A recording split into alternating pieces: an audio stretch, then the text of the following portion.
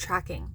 Let's talk about tracking your cycle, because tracking your cycle is one of the most important tools that you can have for not just being in tune more with your cycle, but really diving in and accessing your own internal management system. So my question is to you, do you track your cycle? And I don't just mean tracking, this is day 1 of my bleed, this is when I finish, this is when I start again, I have a 30-day cycle. Because tracking your cycle is so much more than tracking your bleed.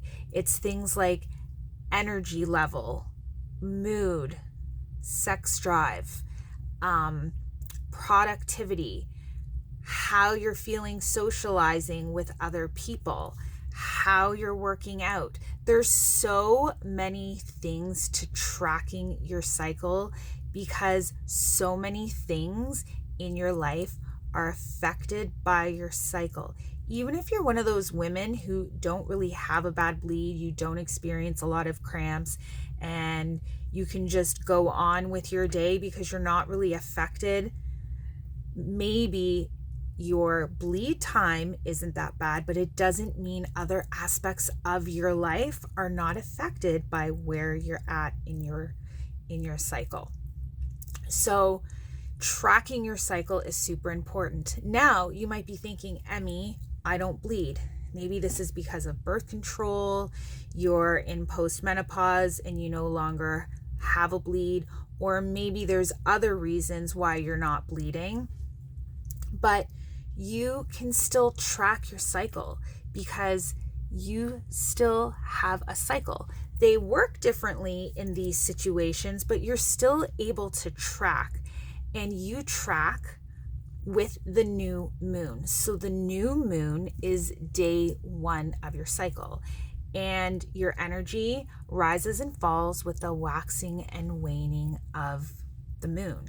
So even if you feel in postmenopause that, oh, I'm over that, I don't need to track anymore, there are still things happening inside your body because you are now really following the energy of the moon, right? Do you ever wonder or think, wow, I've got a lot of energy around the full moon? Because that is actually your peak time. And if you're bleeding, your peak time is your summer phase, your ovulation phase. So now your peak phase is during the full moon when there's a lot of energy. And maybe around the new moon, you're not feeling as high energy and you don't necessarily want to do tasks. My mom said to me the other day, I don't feel like changing the sheets on the bed. I'm so tired. And I'm like, well, Mom, we're coming up to a new moon. This is your fall time.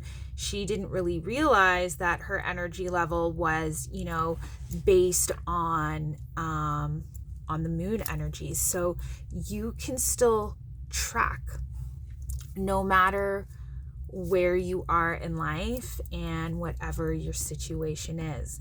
You also might be thinking, okay, but how do I track these things and how do I know I'm tracking the right things?